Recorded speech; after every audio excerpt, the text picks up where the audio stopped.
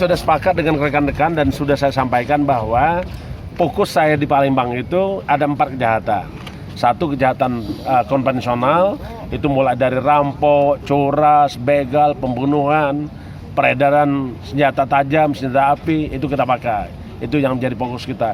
Yang kedua adalah kejahatan transnasional, yaitu peredaran narkoba. Dan rekan-rekan sudah lihat, Juni yang lalu kita ungkap 9 kilo sabu. Bulan Juli kita ungkap lagi 3 kilo sabu. Hari ini kita tidak hanya narkotika yang kita lakukan penyidikan, tapi kita kembangkan kepada tindak pidana pencucian uang. Karena terbukti hasil kejahatan narkotika itu merupakan pelanggaran Undang-Undang Nomor 8 Tahun 2010, yaitu dari pasal 3. Di kewenangan kita melakukan penyidikan ada di pasal 73, di mana penyidik dapat melakukan penyidikan tindak pidana pencucian uang setelah diketahui tindak pidana asal. Tindak pidana asal jelas narkotika. Jadi mereka sindikat ini jual beli narkotika, uangnya diberikan untuk usaha, bahkan membuat PT, ada angkutan, ada tambak.